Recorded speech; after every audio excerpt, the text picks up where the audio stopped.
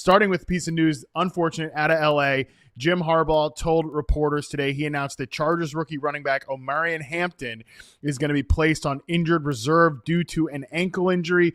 Don't know how long he will be out, Boone, but he is going to miss at least the next 4 games for the LA Chargers.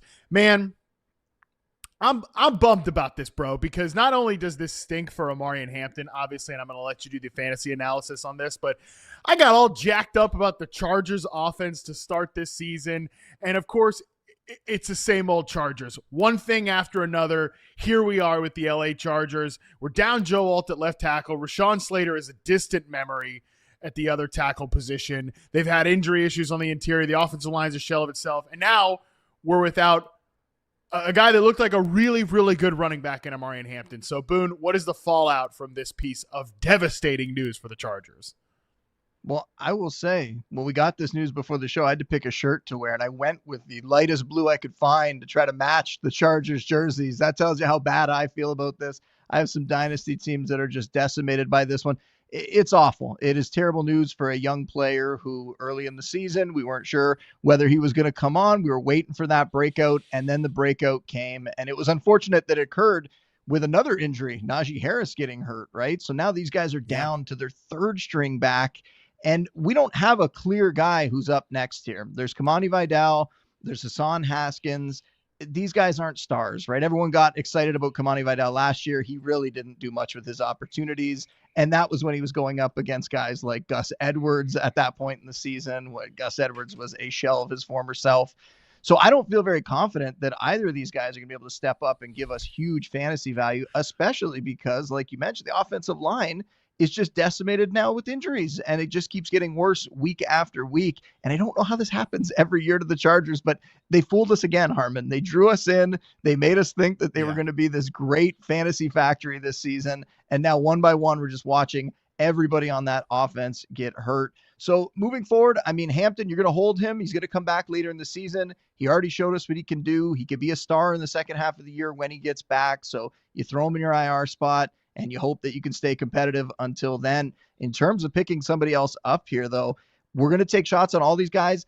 I will put a little more down on Kamani Vidal because I think it's one of those situations where he doesn't necessarily get as much playing time because he's not a special teams guy, where Hassan Haskins is the special teams guy. So I think he's going to step in. And we've seen this happen in a couple backfields recently, most recently with Michael Carter in Arizona, where he wasn't playing. And then when you have some injuries, he vaults ahead and he ends up being the starter. I think there's a chance that happens with Kamani Vidal here, but regardless, I'm just not really excited about either of these guys for fantasy. You look at it and you figure Kamani Vidal is going to be an RB3 flex option, pretty volatile one at that. And then Hassan Haskins being a risky flex. But do you see this any better, any more rosy than I do, Harmon? Because right now it just seems all bad. No, it does seem all bad. I want to go back to the poll that we asked our YouTube chat here, because that was just perfect here. We asked everyone in the YouTube chat right now, who are you trying to pick up from this Chargers running back room? The number one leader with 46% of the votes is nobody. I'm just coping. So I think that's the right answer here, brother, because I don't really see one of these guys as the clear winner. They didn't have a ton of drives without Omarion Hampton, but in the fourth quarter, just 2 drives, I believe it was. Kamani Vidal, 60% of the snaps, which, as you mentioned, is not always an indicator, right? That was a deal with Amari DiMercato for the Arizona Cardinals. Like, well, he played a lot. Obviously, he's going to be the guy. No, he was not the guy. It was Michael Carter. So that doesn't necessarily indicate anything, but 60% of the snaps for Kamani Vidal, 40% for Hassan Haskins. They split the touches quite literally down the middle. 50% for Kamani Vidal, 50% for Hassan Haskins. And Kamani Vidal was the one who got the inside the 2-yard line touch. So which is kind of what you would think. Hassan Haskins, bigger back, goal line hammer. You know, he's got familiarity obviously with Jim Harbaugh and these guys dating back to the Michigan days. So I think this looks like it's just going to be a straight up committee on an offense that's now trending down. Like, if this was an offense that was operating like it was in the first 2.5 sort of games of the season, 3 weeks of the season, I'd be a little bit more interested in taking my shots on one of these two guys and just saying, hey, hopefully Vidal or Haskins lands as the lead back. But this offensive line is falling apart at the seams. Even last week in yesterday's game with the Commanders, they've got guys coming in and out. Like, this is not the offensive line we were banking on it being. And because of that, it's just another reason to kind of be pessimistic about where this team is right now, because you think they could just go rather pass heavy, but shoot, no idea if that's going to work with the offensive line in the state that it's in right now.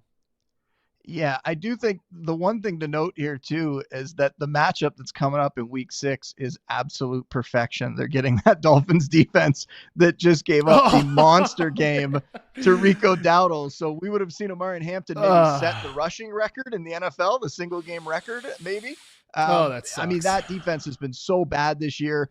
They've given up 97 scrimmage yards or more to every starting running back they've faced. And then obviously the most recent one, as they continue to crumble, was against Rico Dowdle when he just absolutely goes off for over 200 yards. So someone is probably going to put up okay stats. I don't think anyone's going to come near 200 scrimmage yards, but someone is probably going to put up some usable numbers for fantasy, at least in this game. And yet, like I said, I don't feel confident projecting it at all. Yeah. It'll probably be a committee, and we're probably looking at RB3 flex kind of options, even in a matchup that's that great. All right, let's get to the other piece of news that was breaking here truly as we just fired the mics up. That is that Saquon Barkley is not participating in practice here with a knee injury on Monday. Obviously, we wouldn't normally care about a Monday practice, but they play on Thursday. So this is something that is worth paying attention to here, Boone. It was funny in the aftermath of the game. We had a great breakdown about this game with Joel Smith yesterday on the recap show. But the one thing I think we maybe didn't touch on was the fact that, yeah, they went 80% passing rate in this game yesterday. Meanwhile, Saquon Barkley barely touches the ball. And I thought Barkley had a funny note about this after the game. He's like, well, you guys are upset when I'm touching the ball too much, and now you're upset that I'm not getting, like, nobody's ever happy with this Eagles offense, which is just kind of the state of where this team is right now, which is maybe a bigger picture conversation. But thoughts on this Barkley injury here as we're recording this on Monday evening? Well, we're not going to panic too much. This is the Panic Meter Show. We're not going to panic and overreact even to a guy missing a Monday practice when it's a Thursday game. We're going to watch this, see if news comes out, see what he can do in practice tomorrow. But we're going to be paying attention, and we have some time here before waivers process because the Eagles players are locked. They played on Sunday. You can't do any sneaky moves and go pick anybody up. They're not coming off a bye or anything like that.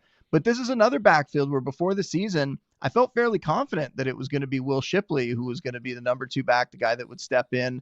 And now I think this might be more of a committee in a backfield and behind an offensive line that isn't as strong as we thought it was going to be before the season. So right now, I think A.J. Dillon and Will Shipley are going to factor in. A.J. Dillon, even with Will Shipley coming back from that rib injury, A.J. Dillon has gotten more work over the last week or two.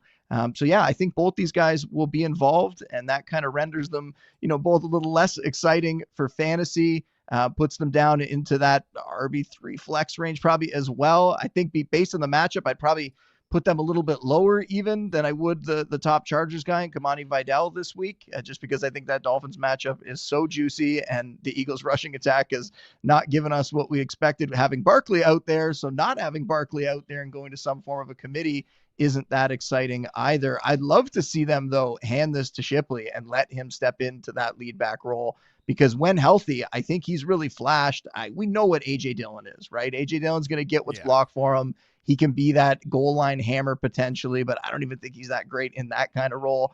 Let's see Shipley get out there and do some things, assuming, though, that he is completely over that rib injury and they can let him loose. That would be the best case scenario fantasy-wise, because if he got all the work, I would be much more excited about him potentially flirting with RB2 numbers for fantasy. But I do think this is going to be another committee.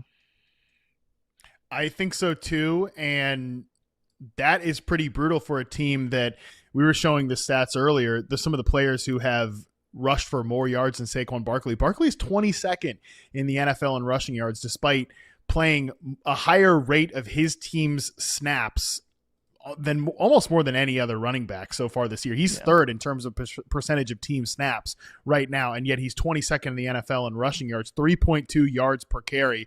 This is a rushing ecosystem that we expected to be one of the best in the NFL, and it's just flat out not been. They're 16th in yards before contact per running back rush attempt. Overall, they're just not creating the same lanes with the offensive line.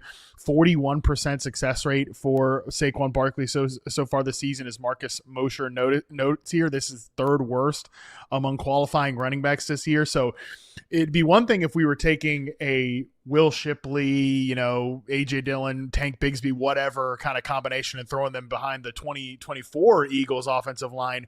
We're not doing that right now. So this is another situation, Boone, where I might let other people kind of chase on the waiver wire. And if we're like throwing out high priority bids or fab or whatever, I don't know that I see a real answer here, just mostly because the environment's not what we wanted it to be. Yeah, agreed. And unless we hear news that this is going to be a longer term injury, which right now we don't even know if he's going to miss this game. So this whole conversation might be for naught. But unless we found out that this was going to be a longer term injury, I don't think you need to get too crazy bidding on really any of the guys that we've talked about off the top here. And I would say the same, like we saw what happened with the Cardinals backfield this week, where they come out, they have one good game and a good matchup, but now the schedule is going to get a lot harder for them. And I don't know that you're going to get a ton of value from that backfield. So last week, I wasn't recommending that people go out and bid like crazy to get them. Michael Carter was somebody you could sneakily just pick up during the week, get him on your roster, throw him on your bench, see how it played out, and you might have gotten a start out of him. But moving forward, he's not necessarily somebody you're going to be that excited about either. So you got to be careful with your FOB budget, right? You want to make sure that you're using it in good spots. If your team is crushed and you're trying to just eke out a win, that's one thing. But if you're in a good spot, if you have a winning record, you want to try to save that budget in order to pick up somebody who's going to help you potentially win in the postseason and get you to that championship. So yeah, I wouldn't go crazy on any of these players. Ian Rappaport reports that it's just dealing with soreness is Saquon Barkley. General soreness coming out of the game. Fully expects to play Thursday night against the Giants. So maybe don't totally freak out on the Saquon Barkley stuff. Just wanted to get that update in because we talked about it on the top of the show.